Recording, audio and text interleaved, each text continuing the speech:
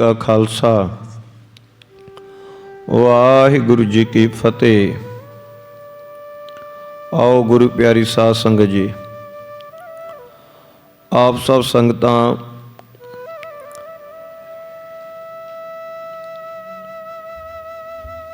धन धन साहिब श्री गुरु नानक देव जी महाराज जी का जीवन साखी रूप दे विच सरवण कर रहे हो। प्रसंग चल रहा है कि वैद हरिदास जी धन साहिब श्री गुरु नानक देव जी महाराज जी का इलाज करने वास्ते मेहता कालू जी के सद्दे ते आए हैं। क्योंकि धन साहिब श्री गुरु नानक देव जी महाराज जी हर वेले उदास रहंदे, बैठे तो बैठे रहना, पए तो पए रहना, किसी नाल गलबात नहीं करनी। जे कोई हानि भी आ जाता है तो उस नाल भी महाराज जी इस तरह पेश आउंदे ने जिवें ओह कोई जानदा ही नहीं हुंदा, भी किसी नाल कोई जान पछाण नहीं है, किसी नूं असीं जाणदे नहीं हाँ, उहदे नाल इस तरह पेश आउंदे। तां धन साहिब श्री गुरु नानक देव जी महाराज जी की ये उदासी देख के आंडी गुआढ़ी ते माता तृप्ता जी ने मेहता कालू जी ने कहा भी किसी वैद नूं बुला के दिखाना चाहिए, इन्हां नूं कोई गुज्जा रोग लग्या। खैर मेहता कालू जी ने लालू जी नूं भेजिया, अपने भराता नूं छोटे नूं, वैद हरिदास जी नूं लैके आए। हरिदास वैद जी धन गुरु नानक देव जी महाराज जी दे कोले आके जो कपड़ा या चादर लई महाराज जी पए सन वो मूँह तो ला के हत्थ विच महाराज जी की बांह फड़ के नब्ज लग्या देखण। धन साहिब श्री गुरु नानक देव जी महाराज जी ने अपनी बांह खिंच लई और जदों बांह खिंची तो धन साहिब श्री गुरु नानक देव जी महाराज जी कहन लगे वैद नूं कि वैद जी की करदे हो? तो वैद जी कहन लगे मैं तुहाडी नब्ज देखदा कि तुहानू किहड़ा रोग होया है। पित्त वधी है, वाय वधी है, कफ वधी है, की वधिया शरीर च?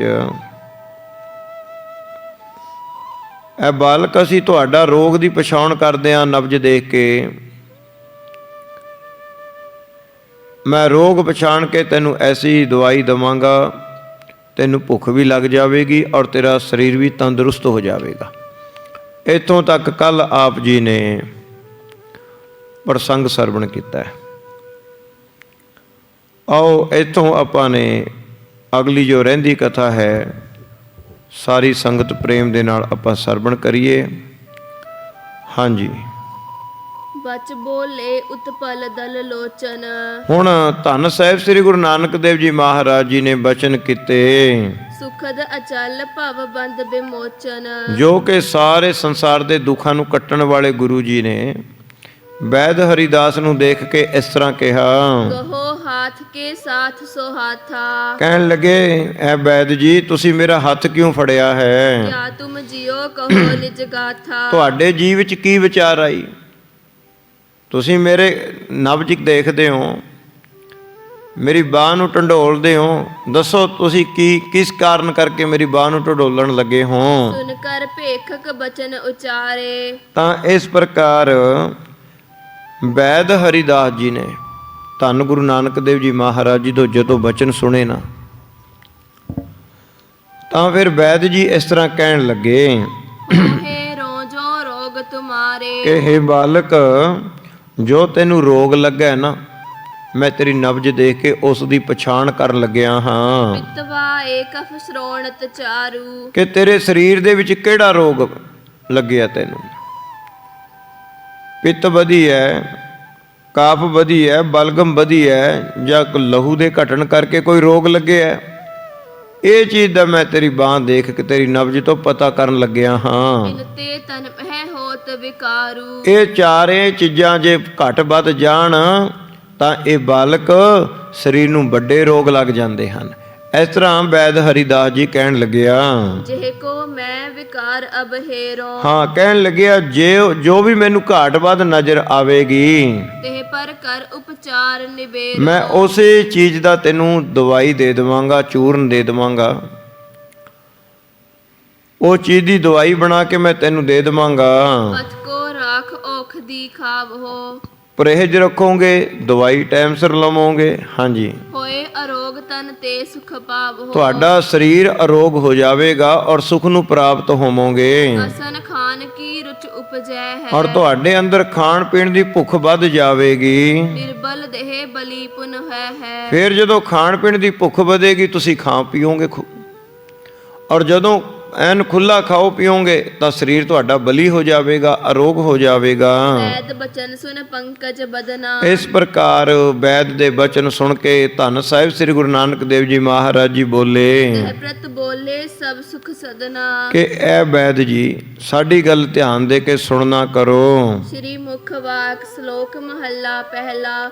ਵੈਦ ਬੁਲਾਇਆ ਵੈਦਗੀ ਪਕੜ ਢੰਡੋਲੇ ਬਾਹੇ। ਮਹਾਰਾਜ ਜੀ ਨੇ ਇਸ ਤਰ੍ਹਾਂ ਗੁਰਬਾਣੀ ਦੇ ਵਿੱਚ ਇਹ ਸ਼ਬਦ ਉਚਾਰਨ ਕੀਤਾ। ਮਹਾਰਾਜ ਜੀ ਕਹਿਣ ਲੱਗੇ, ਸੁਣੋ ਹਰੀਦਾਸ ਜੀ, ਵੈਦ ਬੁਲਾਇਆ ਵੈਦਗੀ ਪਕੜ ਢੰਡੋਲੇ ਬਾਹ। ਮਹਾਰਾਜ ਕਹਿਣ ਲੱਗੇ ਵੈਦ ਨੂੰ ਦਵਾਈ ਲਿਖਣ ਵਾਸਤੇ ਬੁਲਾਇਆ ਗਿਆ ਹੈ। ਭੋਲਾ ਵੈਦ ਨਾ ਜਾਣਈ ਕਰਕ ਕਲੇਜੇ ਮਾਹੇ। ਕਹਿਣ ਲੱਗੇ ਮੇਰੀ ਬਾਂਹ ਦੀ ਨਬਜ਼ ਫੜ ਕੇ ਤਾਂ ਦੇਖਦਾ ਹੈ, ਪਰ ਜਿਹੜਾ ਭੋਲਾ ਵੈਦ ਹੈ ਇਹ ਨਹੀਂ ਜਾਣਦਾ ਕਿ ਜਿਹੜਾ ਰੋਗ ਲੱਗਿਆ ਮੇਰੇ ਮਨ ਨੂੰ ਲੱਗਿਆ, ਪੀੜਾ ਵਿਯੋਗ ਦੀ, ਬਿਰਹੋਂ ਦੀ, ਪਰਮੇਸ਼ਰ ਦੀ। ਮੇਰੇ ਮਨ ਨੂੰ ਵਿਰਾਗ ਲੱਗਿਆ ਹੈ, ਉਹ ਪਰਮੇਸ਼ਰ ਦੇ ਨਾਮ ਰਾਮ ਦਾ ਮੈਨੂੰ ਵਿਰਾਗ ਲੱਗਿਆ। ਪਰਮੇਸ਼ਰ ਦਾ ਪ੍ਰੇਮ ਮੇਰੇ ਹਿਰਦੇ ਵਿੱਚ ਹੈ। ਸੋ ਇਸ ਤਰ੍ਹਾਂ ਕਰਕੇ ਇਸ ਗੱਲ ਦਾ ਰੋਗ ਦੀ ਪਛਾਣ ਨਹੀਂ ਵੈਦ ਤੂੰ ਕਰ ਸਕਦਾ। ਇਸ ਤਰ੍ਹਾਂ ਮਹਾਰਾਜ ਜੀ ਕਹਿਣ ਲੱਗੇ, ਚੌਪਈ ਲਗਿਓ ਆਦ ਕੋ ਹੋ ਮੈਂ ਰੋਗੂ। ਐ ਵੈਦ ਜੀ ਤੈਨੂੰ ਕੁਛ ਆਪਣੇ ਵੀ ਰੋਗਾਂ ਦੀ ਖਬਰ ਹੈ?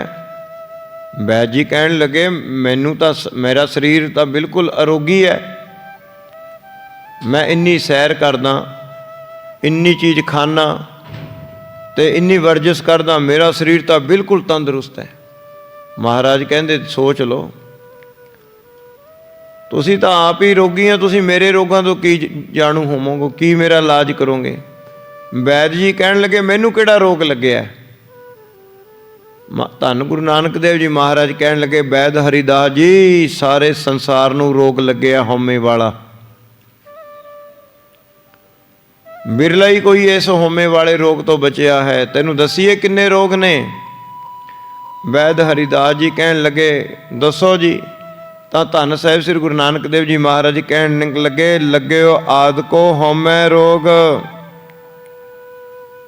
ਮਨੁੱਖ ਨੂੰ ਸ਼ੁਰੂ ਤੋਂ ਹੀ ਹਉਮੈ ਵਾਲੇ ਰੋਗ ਨੇ ਫੜਿਆ ਹੋਇਆ। ਹਾਂਜੀ, ਜਿਹਤੇ ਮਹਾ ਦੁਖੀ ਸਭ ਲੋਗ। ਇਹ ਹਉਮੈ ਵਾਲੇ ਰੋਗ ਕਰਕੇ ਸਾਰਾ ਹੀ ਸੰਸਾਰ ਬਹੁਤ ਦੁਖੀ ਹੋ ਰਿਹਾ ਹੈ। ਜਗ ਮਹਿ ਜਨਮ ਮਰਨ ਕੋ ਕਾਰਨ। ਇਹੀ ਹਉਮੈ ਵਾਲਾ ਰੋਗ ਹੀ ਸਾਰੇ ਸੰਸਾਰ ਦੇ ਲੋਕਾਂ ਦੇ ਜਨਮ ਮਰਨ ਦਾ ਕਾਰਨ ਬਣਦਾ ਹੈ। ਉਪਚਾਰ ਨਾ ਹੋਤ ਨਿਵਾਰਨ। ਤੇ ਕਹਿਣ ਲੱਗੇ ਬਹੁਤ ਦੁਨੀਆ ਪਹਾੜਾਂ ਤੇ ਚੜ ਗਈ, ਇੱਕ ਲੱਤ ਦੇ ਭਾਰ ਖੜ ਗਈ, ਜਲ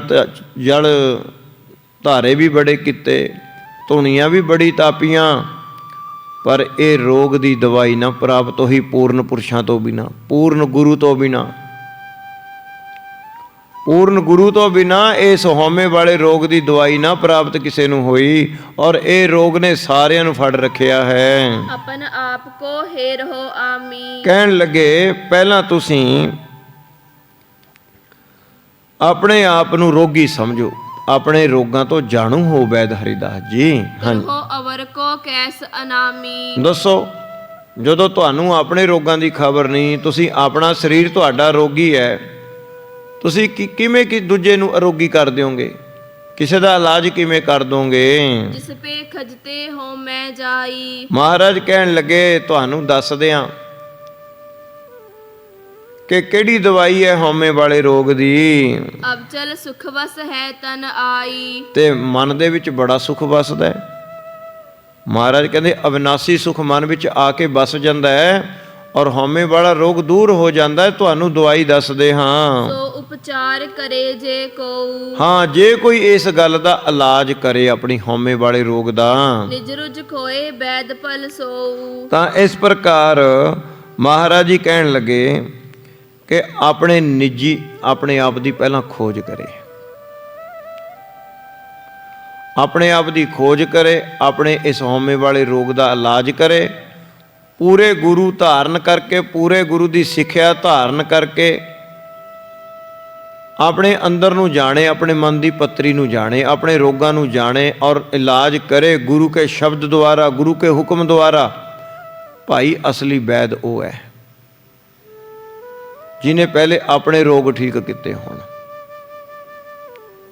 ਤਨ ਦੇ, ਮਨ ਦੇ, ਆਦ ਵਿਆਦ ਉਪਾਦ, 3 ਪ੍ਰਕਾਰ ਦੇ ਰੋਗ ਹੁੰਦੇ ਨੇ।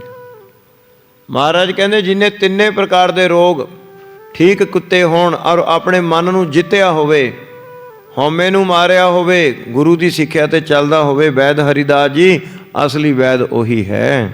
ਜਨਮ ਮਰਨ ਤੇ ਮੁਕਤਾ ਹੋਈ। ਜਿਸ ਨੇ ਇਸ ਗੁਰੂ ਤੋਂ ਸਿੱਖਿਆ ਪ੍ਰਾਪਤ ਕੀਤੀ ਔਰ ਹਉਮੈ ਨੂੰ ਜਿਹਨੇ ਨਾਸ਼ ਕਰ ਲਿਆ, ਉਹ ਫਿਰ ਇਨਸਾਨ, ਉਹ ਜੀਵ ਜਨਮ ਮਰਨ ਦੇ ਚੱਕਰ ਤੋਂ ਮੁਕਤ ਹੋ ਜਾਂਦਾ ਹੈ। ਮੋਹਰ ਨਾ ਰੋਗ ਵਿਆਪੇ ਕੋਈ। ਮੁੜ ਕੇ ਉਹਨੂੰ ਕਦੇ ਵੀ ਰੋਗ ਨਹੀਂ ਲੱਗਦਾ। ਜਦੋਂ ਜਨਮ ਮਰਨ ਹੀ ਨਹੀਂ ਹੈ, ਮੁੜ ਕੇ ਰੋਗ ਕਿਵੇਂ ਲੱਗ ਜਾਏਗਾ? ਉਹ ਤਾਂ ਆਪ ਗਵਾਈ ਹੈ ਤਾਂ ਸੌ ਪਾਈ ਹੈ ਔਰ ਕੈਸੀ ਚਤਰਾਈ। ਆਪਾ ਗਵਾ ਕੇ ਪਰਮੇਸ਼ਰ ਵਿੱਚ ਲੀਨ ਹੀ ਹੋ ਜਾਂਦਾ। ਰਾਮ ਕਬੀਰਾ ਏਕ ਭਏ ਹੈ, ਕੋਈ ਨਾ ਸਕੇ ਪਛਾਨੇ।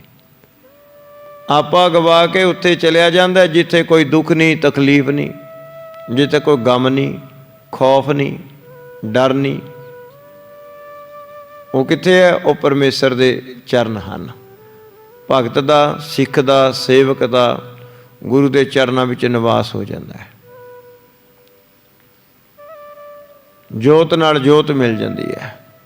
ਇਸ ਤਰ੍ਹਾਂ ਮਹਾਰਾਜ ਜੀ ਕਹਿਣ ਲੱਗੇ, ਰੁਜ ਪਰਖਨ ਪੁਨ ਤਿਨ ਕੋ ਹਰਨੇ। ਮਹਾਰਾਜ ਜੀ ਕਹਿਣ ਲੱਗੇ ਇਸ ਕਰਕੇ ਵੈਦ ਹਰੀਦਾਸ ਜੀ ਪਹਿਲਾਂ ਆਪਣੇ ਮਨ ਦੀਆਂ ਬਿਮਾਰੀਆਂ ਨੂੰ ਜਾਚਣਾ ਚਾਹੀਦਾ, ਉਹਨਾਂ ਨੂੰ ਦੂਰ ਕਰ ਲੈਣਾ ਚਾਹੀਦਾ ਹੈ।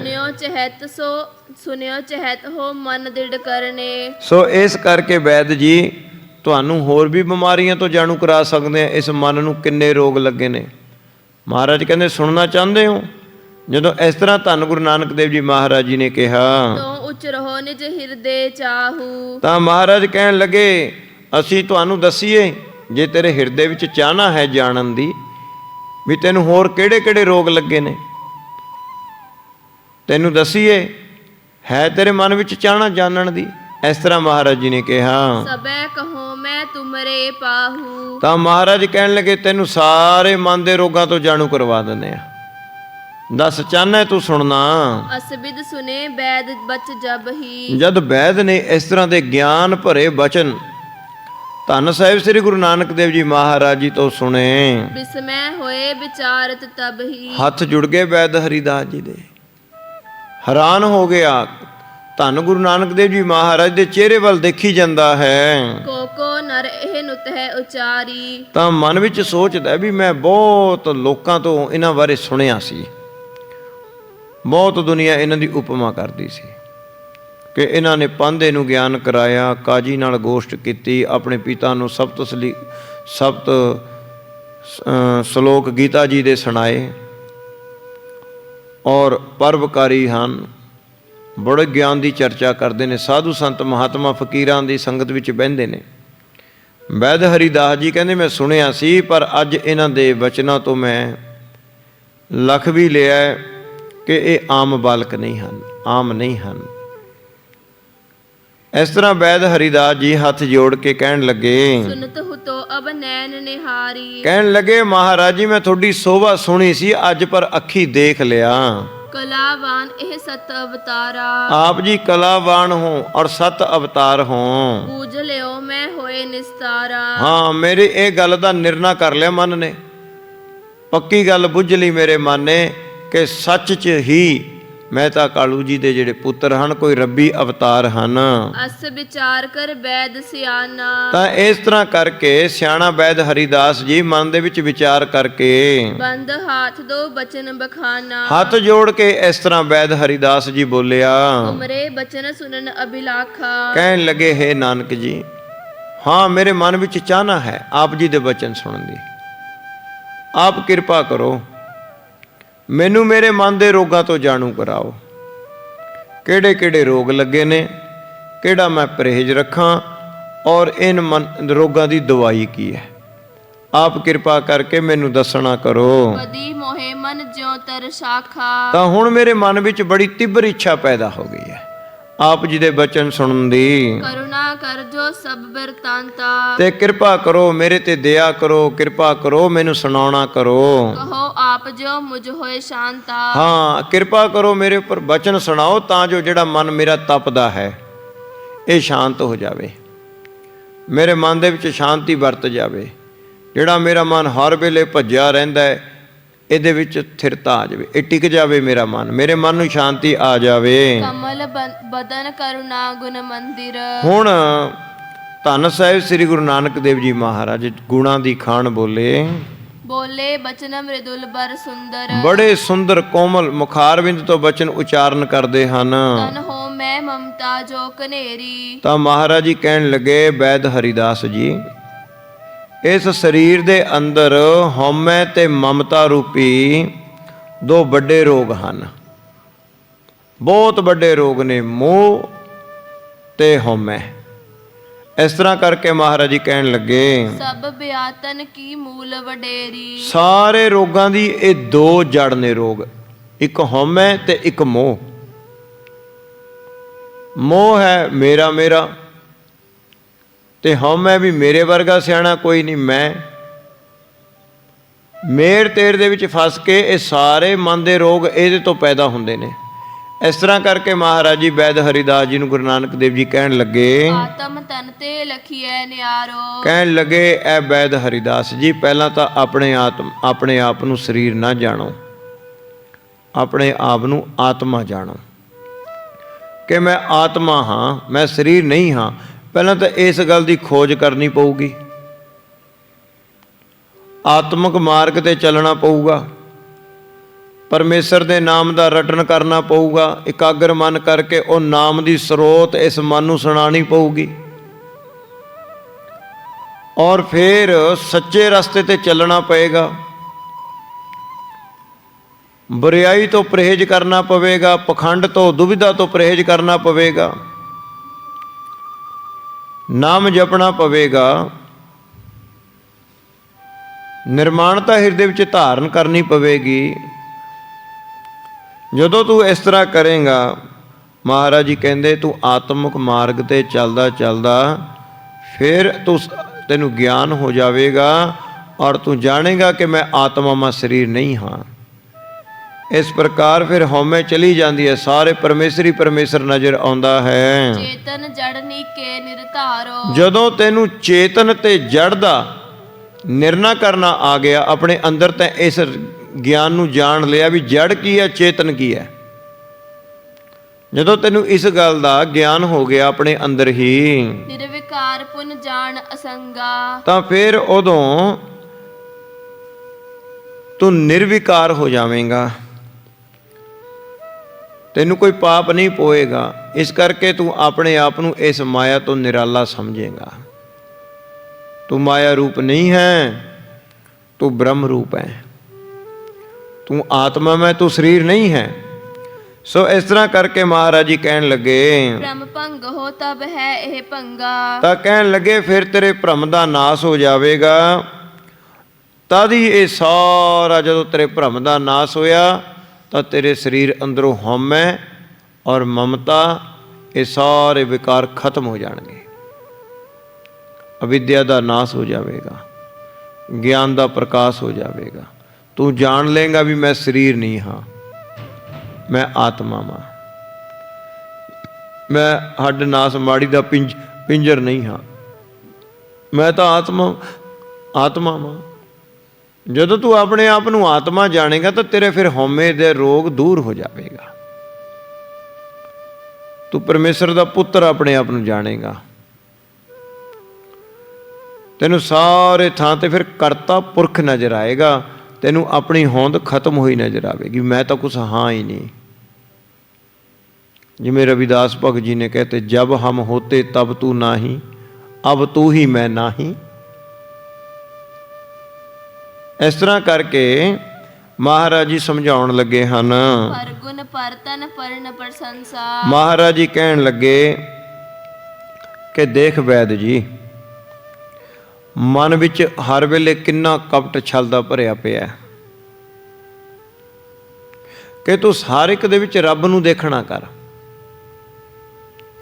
ਪਰ ਇਨਸਾਨ ਕੀ ਕਰਦਾ ਹੈ? ਪਰਾਏ ਗੁਣ, ਪਰਾਇਆ ਧਨ ਤੇ ਦੂਜੇ ਦੀ ਪ੍ਰਸ਼ੰਸਾ ਨੂੰ ਦੇਖ ਕੇ ਇਹ ਜਰ ਨਹੀਂ ਸਕਦਾ। ਇਹਦੇ ਅੰਦਰ ਹਰ ਵੇਲੇ ਈਰਖਾ ਦੀ ਅੱਗ ਮੱਚੀ ਰਹਿੰਦੀ ਹੈ, ਦੇਖ ਦੇਖ ਕੇ ਦੂਜੇ ਨੂੰ ਸੜੀ ਜਾਂਦਾ ਹੈ ਵੀ ਉਹਦੀ ਵਡਿਆਈ ਕਿਉਂ ਹੁੰਦੀ ਹੈ, ਪ੍ਰਸ਼ੰਸਾ ਨਹੀਂ ਜਰ ਸਕਦਾ। ਮਹਾਰਾਜ ਕਹਿੰਦੇ ਕਿਸੇ ਕੋਲ ਧਨ ਪਦਾਰਥ ਪਰਾ ਲਬਧ ਅਨੁਸਾਰ ਜ਼ਿਆਦੇ ਹੋ ਜੇ ਤੇ ਉਹ ਦੇਖ ਦੇਖ ਕੇ ਸੜੀ ਜਾਂਦਾ ਵੀ ਇਹਦੇ ਕੋਲ ਪੈਸੇ ਕਿਵੇਂ ਆ ਗਏ ਇੰਨੇ। ਤੇ ਦੂਜੇ ਦੀ ਜੇ ਕੋਈ ਸ਼ੁਭ ਗੁਣ ਹਨ, ਉਹਨਾਂ ਨੂੰ ਗੁਣਾਂ ਨੂੰ ਦੇਖ ਦੇਖ ਕੇ ਸੜੀ ਜਾਂਦਾ ਹੈ। ਮਹਾਰਾਜ ਕਹਿਣ ਲੱਗੇ ਮਨ ਦੇ ਰੋਗ ਨੇ, ਐਸਾ ਸੁਭਾਅ ਹੈ, ਵੱਡੇ ਮਨ ਦੇ ਰੋਗ ਨੇ। ਪਰਾਏ ਦੇ ਗੁਣ ਨਾ ਦੇਖ ਸਕਣਾ, ਪਰਾਏ ਕੋਲੇ ਪੈਸਾ ਨਾ ਦੇਖ ਸਕਣਾ ਦੂਜੇ ਕੋਲੇ, ਤੇ ਪਰਾਏ ਦੂਜੇ ਬੰਦੇ ਦੀ ਉਪਮਾ ਵੀ ਨਾ ਜਰ ਸਕਣਾ। ਇਹ ਬੜਾ ਮਨ ਦਾ ਰੋਗ ਹੈ। ਮਹਾਰਾਜ ਜੀ ਕਹਿਣ ਲੱਗੇ ਹਾਂਜੀ, ਜਰੈ ਨਾ ਇਹੋ ਜੁਰ ਲਖੋ ਨਿਸੰਸਾ। ਇਹ ਮਹਾਰਾਜ ਕਹਿੰਦੇ ਵੱਡਾ ਤਾਪ ਹੈ। ਜਿਵੇਂ ਬੁਖਾਰ ਹੋ ਜਾਂਦਾ ਹੈ, ਇਹ ਹਰ ਇੱਕ ਦੇ ਮਨ ਨੂੰ ਇੱਕ ਵੱਡਾ ਤਾਪ ਚਿਮੜਿਆ ਹੈ ਕਿ ਦੂਜੇ ਦੀ ਚੜ੍ਹਦੀ ਕਲਾ ਨਹੀਂ ਦੇਖੀ ਜਾਂਦੀ, ਦੂਜੇ ਕੋਲੇ ਪੈਸਾ ਨਹੀਂ ਜਰਿਆ ਜਾਂਦਾ, ਤੇ ਦੂਜੇ ਕੋਲ ਜੇ ਕੋਈ ਸ਼ੁਭ ਗੁਣ ਨੇ ਉਹਨਾਂ ਨੂੰ ਦੇਖ ਦੇਖ ਕੇ ਸੜੀ ਜਾਂਦਾ ਅੰਦਰ। ਜਿਵੇਂ ਤਾਪ ਦੇ ਵਿੱਚ ਸਰੀਰ ਤਪੀ ਜਾਂਦਾ। ਮਹਾਰਾਜ ਕਹਿੰਦੇ ਵੈਦ ਜੀ ਇਹ ਰੋਗ ਐਸਾ ਹੈ, ਇਹ ਤਪਦਾ ਰਹਿੰਦਾ ਮਨ ਇਸ ਗੱਲ ਦੇ ਵਿੱਚ। ਸਭ ਜੀਵਨ ਸੋ ਮੈਤਰੀ ਕਰਨੀ। ਮਹਾਰਾਜ ਕਹਿੰਦੇ ਇਹ ਛੱਡ ਕੇ, ਈਰਖਾ ਛੱਡ ਕੇ, ਦਵੈਰ ਛੱਡ ਕੇ, ਸਾਰਿਆਂ ਦੇ ਵਿੱਚ ਉਹ ਪਰਮੇਸ਼ਰ ਨੂੰ ਜਾਣ ਕੇ ਮੈਤਰੀ ਭਾਵ ਰੱਖਣਾ, ਕਿਸੇ ਨਾਲ ਬੈਰ ਵਿਰੋਧ ਨਾ ਰੱਖਣਾ। ਇਹ ਤਿੰਨ ਜਿਹੜੇ ਰੋਗ ਤੈਨੂੰ ਦੱਸੇ ਨੇ, ਇਹ ਇਹਨਾਂ ਦਾ ਇਲਾਜ ਹੈ। ਮਹਾਰਾਜ ਜੀ ਕਹਿੰਦੇ ਹਾਂਜੀ, ਤੇ ਕੋ ਇਹ ਔਖਦ ਬਰ ਹਰਨੀ। ਇਹ ਤਾਪ ਦੀ ਇਹ ਦਵਾਈ ਹੈ। ਮਹਾਰਾਜ ਕਹਿੰਦੇ ਸਾਰਿਆਂ ਦੇ ਵਿੱਚ ਪਰਮੇਸ਼ਰ ਦੀ ਜੋਤ ਜਾਣ ਕੇ ਆਪਣੇ ਆਪ ਨੂੰ ਸਾਰਿਆਂ ਤੋਂ ਨੀਵਾਂ ਮੰਨਣਾ, ਆਪਣੇ ਔਗਣਾਂ ਨੂੰ ਦੇਖਣਾ ਤੇ ਦੂਜੇ ਦੇ ਗੁਣਾਂ ਨੂੰ ਦੇਖਣਾ। ਮਹਾਰਾਜ ਕਹਿੰਦੇ ਇਹ ਜਿਹੜਾ ਤਾਪ ਹੈ ਇਹਨੂੰ ਦੂਰ ਕਰ ਦੇਗੀ ਇਹ ਦਵਾਈ। ਐਸਾ ਗੁਰੂ ਦਾ ਗਿਆਨ ਤੇਰੇ ਮਨ ਦੇ ਇਹ ਰੋਗ ਨੂੰ ਦੂਰ ਕਰ ਦੇਗਾ। ਇਹ ਸਭ ਤੋਂ ਵੱਡੇ ਰੋਗ ਹਨ।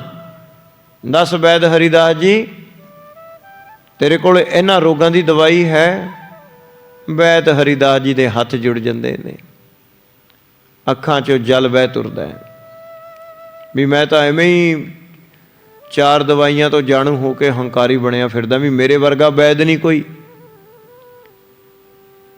ਇੱਕ ਵੈਦ ਦੂਏ ਵੈਦ ਦੀ ਉਪਮਾ ਨਹੀਂ ਜਰ ਸਕਦਾ। ਕਿਸਾਨ ਦੇ ਨਾਲ ਝਗੜਾ ਕਰਦਾ ਹੈ, ਮਿਸਤਰੀ ਦੀ ਉਪਮਾ ਨਹੀਂ ਜਰ ਸਕਦਾ। ਮਿਸਤਰੀ ਦੀ ਰੱਖੀ ਇੱਟ ਨਹੀਂ ਰਹਿਣ ਦਿੰਦਾ। ਦੁਕਾਨ ਨੇੜੇ ਦੁਕਾਨਾਂ ਦੋ ਹੁਣ, ਉਹ ਦੂਏ ਨੂੰ ਜਰਦਾ ਨਹੀਂ, ਅੰਦਰੋਂ ਮਨ 'ਚ ਗਾਲਾਂ ਕੱਢੀ ਜਾਊਗਾ। ਭਾਈ ਨੂੰ ਨਹੀਂ ਜਰਦਾ, ਇੱਕ ਗੁਆਂਢੀ ਦੂਜੇ ਗੁਆਂਢੀ ਨੂੰ ਨਹੀਂ ਜਰਦਾ। ਇਹ ਸਾਰੇ ਮਨ ਦੇ ਹੀ ਰੋਗ ਨੇ, ਹੋਰ ਕੀ ਹੈ। ਝਾੜੂ ਮਾਰਿਆ, ਇੱਧਰੋਂ ਕੂੜਾ ਉੱਧਰ ਨੂੰ ਕਰਤਾ, ਇੱਧਰੋਂ ਉੱਧਰ ਨੂੰ ਕਰਤਾ।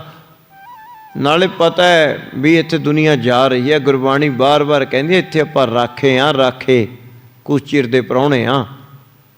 ਜਿਵੇਂ ਦਰਖਤ 'ਤੇ ਪੰਛੀ ਇਕੱਠੇ ਹੋ ਜਾਂਦੇ ਨੇ ਇੱਕ ਰਾਤ ਵਾਸਤੇ, ਸਵੇਰੀ ਹੋਣ ਦੇ ਸਭ ਨੂੰ ਪਤਾ ਵੀ ਉੱਠ ਚਲੇ ਜਾਣਾ ਹੈ, ਪਰ ਮਨ ਦਾ ਸੁਭਾਅ ਨਹੀਂ, ਮਨ ਟਿਕਦਾ। ਮਨ ਬੈਰ ਵਿਰੋਧ ਨਹੀਂ ਛੱਡ ਸਕਦਾ। ਸੋ ਇਸ ਤਰ੍ਹਾਂ ਕਰਕੇ ਮਹਾਰਾਜ ਕਹਿਣ ਲੱਗੇ ਵੈਦ ਹਰੀਦਾਸ ਜੀ ਇਹ ਸਮਾਜਿਕ ਰੋਗ ਹਨ, ਵੱਡੇ ਸਮਾਜ ਨੂੰ ਰੋਗ ਲੱਗੇ ਨੇ, ਦੁਨੀਆ ਨੂੰ। ਹਾਂਜੀ, ਜੋ ਮਿੱਤਰਨ ਸੁਖ ਲਖ ਕਰ ਸੁਖੀਆ। ਮਹਾਰਾਜ ਕਹਿਣ ਲੱਗੇ ਜਦੋਂ ਗੁਰੂ ਵਾਲਾ ਬਣ ਕੇ ਨਾਮ ਜਪੇਗਾ ਨਾ, ਨਾਮ ਜਪਦਿਆਂ ਇਹਦਾ ਮਨ ਸ਼ੁੱਧ ਔਰ ਇਕਾਗਰ ਹੋ ਜਾਏਗਾ। ਇਹਦੇ ਵਿੱਚ ਵਿਵੇਕ ਬੁੱਧ ਪੈਦਾ ਹੋ ਜਾਵੇਗੀ। ਆ ਛਲ ਕਪਟ, ਇਹ ਨਿੰਦਿਆ ਚੁਗਲੀ, ਐਸੇ ਸੁਭਾਅ ਮਹਾਰਾਜ ਕਹਿੰਦੇ ਇਹ ਅੰਦਰੋਂ ਚਲੇ ਜਾਂਦੇ ਨੇ, ਮਨ ਬਹੁਤ ਸਿੱਧਰਾ ਪੱਧਰਾ ਬਣ ਜਾਂਦਾ ਹੈ। ਇਸ ਤਰ੍ਹਾਂ ਕਰਕੇ ਮਹਾਰਾਜ ਕਹਿੰਦੇ ਵੈਦ ਜੀ ਫਿਰ ਤਾਂ ਇਸ ਤਰ੍ਹਾਂ ਜੇ ਇਲਾਜ ਹੋ ਸਕਦਾ ਇਹ ਰੋਗਾਂ ਦਾ। ਹੁਣ ਮਹਾਰਾਜ ਜੀ ਕਹਿੰਦੇ ਇੱਕ ਰੋਗ ਤੈਨੂੰ ਹੋਰ ਦੱਸਦੇ ਹਾਂ। ਜਿਹੜੇ ਤਾਂ ਇਹਦੇ ਇਨਸਾਨ ਦੇ ਮਿੱਤਰ ਹੁੰਦੇ ਨੇ ਉਹ ਇਹਨੂੰ ਚੰਗੇ ਲੱਗਦੇ ਨੇ, ਉਹਨਾਂ ਦੀ ਤਾਂ ਇਹ ਉਪਮਾ ਕਰੂਗਾ ਸਾਰੀ ਦਿਹਾੜੀ, ਉਹਨਾਂ ਦੇ ਗੁਣ ਗਾਊਗਾ। ਔਰ ਜਿਹੜੇ ਇਹਨਾਂ ਦੀ ਜਿਹਨਾਂ ਦਾ ਇਹਦਾ ਮਨ ਨਹੀਂ ਮਿਲਦਾ ਉਹਨਾਂ ਦੀ ਸਾਰੀ ਦਿਹਾੜੀ ਨਿੰਦਿਆ ਕਰਦਾ ਹੈ। ਇਹ ਵੀ ਵੱਡਾ ਰੋਗ ਹੈ। ਮਹਾਰਾਜ ਜੀ ਇਸ ਤਰ੍ਹਾਂ ਕਹਿਣ ਲੱਗੇ, ਜਿਉਂ ਮਿੱਤਰਨ ਸੁਖ ਲਖ ਕਰ ਸੁਖੀਆ। ਹੋਣਾ ਤਾਂ ਇਸ ਤਰ੍ਹਾਂ ਚਾਹੀਦਾ ਸੀ ਜਿਵੇਂ ਆਪਣੇ ਮਿੱਤਰਾਂ ਨਾਲ ਮਿਲ ਕੇ ਇਹ ਬੜਾ ਸੁਖੀ ਹੁੰਦਾ ਹੈ। ਤੈਸੀ ਬ੍ਰਿਤ ਸਬਨ ਸੋ ਰਖਿਆ। ਐਸੀ ਬਿਰਤੀ ਆਪਣੇ ਦੁਸ਼ਮਣ ਨਾਲ ਵੀ ਰੱਖੇ। ਮਿੱਤਰ ਤੇ ਦੁਸ਼ਮਣ ਇੱਕ ਜਾਣੇ, ਗਰੀਬ ਤੇ ਅਮੀਰ ਇੱਕ ਜਾਣੇ, ਦੁੱਖ ਸੇ ਸੁੱਖ ਇੱਕ ਜਾਣੇ। ਮਹਾਰਾਜ ਕਹਿੰਦੇ ਇਹ ਦਵੰਦ ਜਿਹੜਾ ਪਦ ਹੈ ਇਹ ਵੱਡੇ ਰੋਗ ਹਨ ਮਨ ਨੂੰ ਲੱਗੇ ਹੋਏ, ਦੁਬਿਧਾ ਦੇ। ਹਾਂਜੀ, ਨਿਜ ਗੁਣ ਧਨ ਨਿਜ ਜਸ ਬਿਸਤੀਰਨ। ਮਹਾਰਾਜ ਕਹਿੰਦੇ ਬੰਦੇ ਨੂੰ ਐਡਾ ਰੋਗ ਲੱਗਿਆ ਇਹ ਆਪਣੇ ਗੁਣਾਂ ਦਾ ਹੰਕਾਰ ਕਰੀ ਜਾਂਦਾ ਹੈ। ਚੋਰੀ ਠੱਗੀ ਯਾਰੀ ਕਰਕੇ ਪੈਸਾ ਇਕੱਠਾ ਕਰਕੇ ਆਪਣੇ ਪਰਿਵਾਰ ਦਾ ਵਿਸਥਾਰ ਕਰੀ ਜਾਂਦਾ, ਦੂਏ ਦਾ ਭਾਵੇਂ ਗਲ ਵੱਢੇ, ਪੈਸੇ ਹੱਕ ਮਾਰੇ, ਜੋ ਮਰਜ਼ੀ ਕਿਤੇ। ਉਹ ਨਹੀਂ ਦੇਖਣਾ ਵੀ ਇਹ ਵਿਚਾਰੇ ਦਾ ਗਰੀਬ ਦਾ ਗਲ ਵੱਢ ਜਾਵੇਗਾ, ਮੈਂ ਤਾਂ ਰੋਟੀ ਖਾਣਾ ਹੀ ਹਾਂ, ਪਰ ਨਹੀਂ ਸੋਚਦਾ। ਉਹ ਕਹਿੰਦਾ ਮੇਰੇ ਕੋਲੇ ਪੈਸੇ ਹੋਣੇ ਚਾਹੀਦੇ ਨੇ ਇਕੱਠੇ। ਮਹਾਰਾਜ ਕਹਿੰਦੇ ਇਹ ਵੀ ਬੜਾ ਸਮਾਜਿਕ ਔਗਣ ਹੈ ਔਰ ਇਹ ਵੀ ਮਨ ਨੂੰ ਵੱਡਾ ਰੋਗ ਲੱਗਿਆ ਹੋਇਆ। ਹਾਂਜੀ, ਕਰਤਮਾਨ ਇਹ ਹੈ ਵੱਡ ਜੀਰਨ। ਮਹਾਰਾਜ ਕਹਿੰਦੇ ਬਹੁਤ ਪੁਰਾਣਾ ਰੋਗ ਹੈ ਤਾਂ, ਵੀ ਆਪਣੇ ਕੋਲੇ ਪੈਸੇ ਇਕੱਠੇ ਕਰਨ। ਕੌਰੂ ਬਾਦਸ਼ਾਹ ਨੇ ਸਾਰੇ ਪੈਸੇ ਕਢਾ ਲਏ, ਇਕੱਠੇ ਕਰ ਲਏ, ਮੈਂ ਬੜਾ ਧਨਵਾਨ ਬਣ ਜਾ। ਜਿਵੇਂ ਹੁਣ ਕਹਿੰਦਾ ਵੀ ਸਾਰੀ ਦੁਨੀਆ ਦੀ ਮਾਇਆ ਮੇਰੇ ਕੋਲ ਆ ਜੇ, ਮੈਂ ਦੁਨੀਆ ਦਾ ਇੱਕ ਨੰਬਰ ਦਾ ਅਮੀਰ ਬਣ ਜਾ। ਭਾਵੇਂ ਜੋ ਝੂਠ ਪਖੰਡ ਚਾਹੇ ਗਰੀਬਾਂ ਦੇ ਗਲ ਵੱਢਣ, ਕੁਛ ਹੋਵੇ, ਕਿਸੇ ਦੀ ਕੋਈ ਪਰਵਾਹ ਨਹੀਂ ਹੁੰਦੀ। ਕਿਉਂ? ਉਹਦੇ ਅੰਦਰ ਧਨ ਦੀ ਭੁੱਖ ਐਸੀ ਲੱਗੀ ਹੈ, ਲਾਲਸਾ, ਉਹਨੂੰ ਕੁਛ ਨਹੀਂ ਇਸ ਗੱਲ ਤੋਂ ਲੈਣਾ ਦੇਣਾ ਹੁੰਦਾ, ਉਹਦੇ ਮਨ ਵਿੱਚ ਇਹ ਵਿਚਾਰੇ ਨਹੀਂ ਆਉਂਦੀ। ਮਹਾਰਾਜ ਕਹਿੰਦੇ ਬੜਾ ਇੱਕ ਪੁਰਾਣਾ ਰੋਗ ਹੈ। ਹਾਂਜੀ, ਲੱਖ ਕਰ ਸਭ ਹਰ ਕੀ ਵਡਿਆਈ। ਇਸ ਕਰਕੇ ਇਹਦਾ ਇਲਾਜ ਇਹੀ ਹੈ, ਤੂੰ ਪਰਮੇਸ਼ਰ ਦਾ ਨਾਮ ਜਪੇ ਔਰ ਸਾਰੇ ਜੀਵਾਂ ਦੇ ਵਿੱਚ ਪਰਮੇਸ਼ਰ ਦੀ ਜੋਤ ਨੂੰ ਜਾਣੇ ਔਰ ਸਾਰੇ ਪਰਮੇਸ਼ਰ ਦੀ ਵਡਿਆਈ ਸਮਝੇ ਵੀ ਜੋ ਮੇਰੇ ਕੋਲ ਹੈ ਉਹ ਪਰਮੇਸ਼ਰ ਦਾ ਹੈ। ਇਸ ਪ੍ਰਕਾਰ ਦੇ ਗਰੀਬੀ ਚੂਰਨ ਖਾਈ। ਹਾਂ, ਜਿਹੜਾ ਇਹ ਤੈਨੂੰ ਪਿੱਛੇ ਰੋਗ ਦੱਸੇ ਨੇ, ਜੇ ਤੂੰ ਹਿਰਦੇ ਵਿੱਚ ਗਰੀਬੀ ਧਾਰਨ ਕਰੇ, ਇਹ ਗਰੀਬੀ ਧਾਰਨ ਕਰਨਾ ਐਸੀ ਦਵਾਈ ਹੈ। ਹਾਂਜੀ, ਹਰ ਸਿਮਰਨ ਰੁਚ ਸੋ ਲਿਵ ਲਾਗੀ। ਤੇ ਪਰਮੇਸ਼ਰ ਦੇ ਚਰਨਾਂ ਨਾਲ ਤੇਰੀ ਲਿਵ ਜੁੜ ਜਾਏਗੀ ਜਦੋਂ ਮਨ ਵਿੱਚ ਤੂੰ ਗਰੀਬੀ ਧਾਰਨ ਕਰ ਲੇਗਾ। ਮੇਰ ਤੇਰ ਛੱਡ ਕੇ, ਹਉਮੈ ਹੰਕਾਰ ਛੱਡ ਕੇ, ਕਪਟ ਵਿਰੋਧ ਛੱਡ ਕੇ ਆਪਣੇ ਹਿਰਦੇ ਵਿੱਚ ਗਰੀਬੀ ਧਾਰਨ ਕਰੇਗਾ, ਨਿਰਮਾਣਤਾ ਧਾਰਨ ਕਰੇਗਾ, ਤੇਰੀ ਪਰਮੇਸ਼ਰ ਦੇ ਚਰਨਾਂ ਨਾਲ ਲਿਵ ਜੁੜ ਜਾਵੇਗੀ। ਲਖ ਹੈ ਅਰਜ ਇਹ ਭੂਖ ਸ ਜਾਗੀ। ਤਾਂ ਇਸ ਪ੍ਰਕਾਰ ਮਹਾਰਾਜ ਜੀ ਕਹਿਣ ਲੱਗੇ, ਭਾਈ ਇਹ ਸਰੀਰਕ ਰੋਗ ਠੀਕ ਕਿਵੇਂ ਹੁੰਦੇ ਨੇ? ਕਿਉਂਕਿ ਅੰਦਰ ਹੁਣ ਪਰਮੇਸ਼ਰ ਦੇ ਨਾਮ ਦੀ ਭੁੱਖ ਲੱਗ ਗਈ। ਜਿਵੇਂ ਤੂੰ ਵੈਦ ਹਰੀਦਾਸ ਜੀ ਮਹਾਰਾਜ ਕਹਿੰਦੇ ਸਾਨੂੰ ਕਹਿੰਦਾ ਵੀ ਰੋਗ ਠੀਕ ਹੋ ਕੇ ਭੁੱਖ ਲੱਗੇਗੀ, ਖਾਓ ਪੀਓਗੇ, ਤਕੜੇ ਹੋ ਜਾਓਗੇ। ਮਹਾਰਾਜ ਕਹਿਣ ਲੱਗੇ ਜਿਨ੍ਹਾਂ ਦੇ ਹਿਰਦੇ ਵਿੱਚ ਸੱਚੇ ਨਾਮ ਦੀ ਭੁੱਖ ਲੱਗ ਜਾਂਦੀ ਹੈ ਉਹਨਾਂ ਦੇ ਤਮਾਮ ਮਨ ਦੇ ਰੋਗ ਦੂਰ ਹੋ ਜਾਂਦੇ ਨੇ, ਮਨ ਤੰਦਰੁਸਤ ਹੋ ਜਾਂਦਾ, ਅੰਦਰ ਆਤਮਾ ਬਲਵਾਨ ਹੋ ਜਾਂਦੀ ਹੈ। ਹੁਣ ਕੀ ਹੋਈ ਪਈ ਆ ਹਾਲਤ? ਮਨ ਘਬਰਾਉਂਦਾ ਹੈ, ਆਤਮਾ ਬਲਵਾਨ ਨਹੀਂ ਹੈ। ਰੁਪਈਏ ਪਿੱਛੇ ਦਾ ਰੋਂਦੇ ਫਿਰਦੇ ਹਾਂ ਆਪਾਂ ਹੁਣ। ਕਿਉਂ? ਮਨ ਜਿਹੜਾ ਹੈ ਮਾਇਆ ਦਾ ਰੂਪ ਬਣਿਆ ਹੈ, ਮਾਇਆ ਕਾਰਨ ਇਸ ਨੂੰ ਘਬਰਾਹਟ ਹੁੰਦੀ ਹੈ, ਹਰ ਵੇਲੇ ਕਲਪਦਾ ਰਹਿੰਦਾ, ਦੁਖੀ ਰਹਿੰਦਾ ਹੈ। ਰੋਗ ਇਹਨੂੰ ਹਰ ਵੇਲੇ ਕਲਪਾਉਂਦੇ ਰਹਿੰਦੇ ਨੇ। ਕਿਉਂ ਕਲਪਦਾ? ਇਹਦੀ ਦੇਹ ਦੇ ਨਾਲ ਮੋਹ ਹੈ, ਦੇਹ ਦੇ ਨਾਲ ਮੋਹ ਹੈ ਵੀ ਮੈਂ ਮਰ ਜੂੰਗਾ। ਹੁਣ ਇਹਨੂੰ ਇਉਂ ਨਹੀਂ ਪਤਾ ਵੀ ਤੂੰ ਤਾਂ ਨਹੀਂ ਮਰਦਾ, ਤੂੰ ਤਾਂ ਆਤਮਾ ਹੈ, ਸਰੀਰ ਮਰੂਗਾ ਤੇਰਾ, ਤੂੰ ਨਹੀਂ ਮਰਦਾ। ਇਸ ਗੱਲ ਦਾ ਅਗਿਆਨ ਹੈ, ਇਹ ਭਰਮ ਹੈ ਇਸ ਨੂੰ ਵੀ ਮੈਂ ਮਰੂੰਗਾ। ਉਹ ਭਰਮ ਕਰਕੇ ਹੀ ਦੁਖੀ ਹੋ ਰਿਹਾ, ਹੁਣ ਭਰਮ ਕਰਕੇ ਹੀ ਦੁਖੀ ਹੋ ਰਿਹਾ ਵੀ ਮੈਂ ਮਰੂੰਗਾ। ਫਿਰ ਮੋਹ ਹੈ ਵੀ ਹਾਂ ਮੈਂ ਪਰਿਵਾਰ ਨੂੰ ਛੱਡ ਕੇ ਜਾਊਂਗਾ, ਹਾਏ ਮੇਰੇ ਪੈਸੇ, ਹਾਏ ਮੇਰੇ ਧਨ ਜਾਇਦਾਦ, ਇਹ ਦੁਨੀਆ ਰੰਗਲੀ ਨੂੰ ਮੈਂ ਕਿਵੇਂ ਛੱਡ ਕੇ ਜਾਵਾਂਗਾ। ਮਹਾਰਾਜ ਕਹਿੰਦੇ ਫਿਰ ਇਹੀ ਤਾਂ ਤੈਨੂੰ ਭਰਮ ਭੁਲੇਖਾ ਹੀ ਤਾਂ ਤੇਰੇ ਦੁੱਖਾਂ ਦਾ ਕਾਰਨ ਹੈ, ਇਹੀ ਤਾਂ ਅਗਿਆਨ ਹੈ। ਉਹ ਤੂੰ ਆਤਮਾ ਹੈ, ਤੂੰ ਸਰੀਰ ਤਾਂ ਹੈ ਹੀ ਨਹੀਂ। ਸੋ ਇਸ ਕਰਕੇ ਮਹਾਰਾਜ ਕਹਿਣ ਲੱਗੇ, ਹਾਂਜੀ, ਸ਼ੈ ਬਾਸ਼ਨਾ ਤ੍ਰਿਸ਼ਨਾ ਖਾਂਸੀ। ਮਹਾਰਾਜ ਕਹਿਣ ਲੱਗੇ ਜਿਹੜਾ ਇਹ ਮਨ ਨੂੰ ਲਾਲਚ ਲੱਗਿਆ, ਵਿਸ਼ੇ ਦੀਆਂ ਬਾਸ਼ਨਾ ਲੱਗੀਆਂ ਨੇ, ਐਸੀ ਖਾਂਸੀ ਲੱਗੀ ਹੈ ਆਪਣੇ ਮਨ ਨੂੰ ਜੋ ਨਿਤਾ ਪ੍ਰਤੀ ਇਸ ਨੂੰ ਟਿਕਣ ਨਹੀਂ ਦਿੰਦੀ। ਦਿਨ ਪ੍ਰਤ ਬਰਦਤ ਕਬ ਨਾ ਬਿਨਾਸੀ। ਦਿਨ ਪਰ ਦਿਨ ਖਾਂਸੀ ਜਿਵੇਂ ਵੱਧਦੀ ਜਾਂਦੀ ਹੈ, ਇਸ ਤਰ੍ਹਾਂ ਇਹ ਖਾਂਸੀ ਵੱਧ ਰਹੀ ਹੈ। ਕਾਹਦੀ? ਵਿਸ਼ੇ ਵਿਕਾਰਾਂ ਦੀ, ਭੋਗਣ ਦੀ ਲਾਲਸਾ, ਲਾਲਚ, ਲੋਭ ਲਾਲਚ ਅੰਦਰ ਵਧ ਹੀ ਰਿਹਾ ਹੈ। ਇਸ ਤਰ੍ਹਾਂ ਗੁਰੂ ਨਾਨਕ ਦੇਵ ਜੀ ਮਹਾਰਾਜ ਜੀ ਵੈਦ ਹਰੀਦਾਸ ਜੀ ਨੂੰ ਗਿਆਨ ਕਰਾਉਣ ਲੱਗੇ ਹਨ। ਮਿਥਿਆ ਸਭ ਹੈ ਪਦਾਰਥ ਜਾਣੀ। ਹੁਣ ਤੂੰ ਮਿਥਿਆ, ਸਾਰੇ ਸੰਸਾਰ ਨੂੰ ਝੂਠ ਸਮਝ ਮਿਥਿਆ ਜਾਣ। ਇਹ ਚਟਨੀ ਤਹਿ ਕਰਹੀ ਹਾਨੀ। ਤਾਂ ਇਸ ਪ੍ਰਕਾਰ ਮਹਾਰਾਜ ਜੀ ਕਹਿਣ ਲੱਗੇ, ਜੇ ਤੂੰ ਝੂਠ ਨਹੀਂ ਜਾਣੇਗਾ ਤਾਂ ਫਿਰ ਇਸ ਸੰਸਾਰ ਦੇ ਵਿੱਚ ਵਿਚਰਨਾ ਤੇਰਾ ਇਸ ਤਰ੍ਹਾਂ ਜਿਵੇਂ ਖਾਂਸੀ ਹੋਏ ਬੰਦਾ ਖੱਟਾ ਖਾ ਲੈਂਦਾ। ਖੱਟੀਆਂ ਚੀਜ਼ਾਂ ਖਾਣ ਤੇ ਖਾਂਸੀ ਵੱਧ ਜਾਂਦੀ ਹੈ। ਜਿੰਨਾ ਤੂੰ ਇਸ ਸੰਸਾਰ ਦੇ ਪਦਾਰਥਾਂ ਨੂੰ ਮਿੱਠਾ ਕਰਕੇ ਜਾਣੇਗਾ, ਉਨੀ ਫਿਰ ਤੈਨੂੰ ਲੋਭ ਲਾਲਚ ਔਰ ਵਿਸ਼ੇ ਵਿਕਾਰਾਂ ਦੀ ਖਾਂਸੀ ਤੇਰੀ ਵੱਧਦੀ ਜਾਵੇਗੀ। ਇਹ ਵੱਡਾ ਰੋਗ ਹੈ ਸਰੀਰ ਨੂੰ ਲੱਗਿਆ। ਸੋ ਇਸ ਤਰ੍ਹਾਂ ਕਰਕੇ ਮਹਾਰਾਜ ਕਹਿਣ ਲੱਗੇ, ਜੇ ਤੂੰ ਇਸ ਸੰਸਾਰ ਨੂੰ ਝੂਠ ਜਾਣੇਗਾ, ਵਿਸ਼ੇ ਵਿਕਾਰ ਨੂੰ ਮਿੱਥਿਆ ਜਾਣੇਗਾ, ਤਾਂ ਫਿਰ ਤੇਰਾ ਰੋਗ ਤਾਂ ਠੀਕ ਹੋ ਸਕਦਾ ਹੈ। ਪਰ ਤੂੰ ਮਿੱਠਾ ਕਰਕੇ ਮੰਨਦਾ ਹੈ। ਹਾਂਜੀ, ਪੜੋ। ਕਾਮ ਕ੍ਰੋਧ ਅਰ ਮੋਹ ਤ੍ਰਿਦੋਖੂ। ਮਹਾਰਾਜ ਕਹਿਣ ਲੱਗੇ, ਹੁਣ ਜਿਹੜੇ ਕਾਮ, ਕ੍ਰੋਧ ਤੇ ਮੋਹ, ਮਹਾਰਾਜ ਕਹਿੰਦੇ ਵਾਈ, ਪਿੱਤ ਔਰ ਬਲਗਮ ਸਮਾਨ ਹੈ। ਜਿਵੇਂ ਤੂੰ ਕਹਿੰਦਾ ਨਾ ਵੀ ਸਰੀਰ 'ਚ ਮੈਂ ਰੋਗ ਦੇਖ ਲੈਣਾ, ਪਿੱਤ ਵਧੀ ਹੈ, ਵਾਈਵਾਦ ਵਧਿਆ ਜਾਂ ਬਲਗਮ ਵਧੀ ਹੈ, ਲਹੂ ਘੱਟ ਵੱਧ ਹੈ। ਮਹਾਰਾਜ ਕਹਿੰਦੇ ਹਰ ਇੱਕ ਇਨਸਾਨ ਨੂੰ ਕਾਮ, ਕ੍ਰੋਧ, ਮੋਹ ਦੀ ਬਲਗਮ ਹੋਈ ਹੋਈ ਹੈ। ਇਹ ਤਿੰਨ ਵੱਡੇ ਰੋਗ ਨੇ, ਦੁੱਖ ਨੇ, ਹਰ ਇੱਕ ਇਨਸਾਨ ਨੂੰ ਚਿਮੜੇ ਹੋਏ ਹਨ। ਹਾਂਜੀ, ਜਿਨ ਸਭ ਜੀਵਨ ਕੀ ਸੁਧ ਸੋਖੂ। ਜਿਵੇਂ ਕਿਸੇ ਇਨਸਾਨ ਨੂੰ ਟੀਬੀ ਦੀ ਬਿਮਾਰੀ ਹੋ ਜਾਏ, ਉਹ ਸੁੱਕਦਾ ਹੀ ਜਾਈ ਜਾਂਦਾ ਹੈ, ਬਲਗਮ ਉਹਦੀ ਵੱਧਦੀ ਜਾਂਦੀ ਹੈ, ਖੰਘ ਵੱਧਦੀ ਜਾਂਦੀ ਹੈ। ਮਹਾਰਾਜ ਕਹਿਣ ਲੱਗੇ, ਇਸੇ ਤਰ੍ਹਾਂ ਇਹ ਜੀਵਨ ਨੂੰ ਸਕਾ ਰਿਹਾ,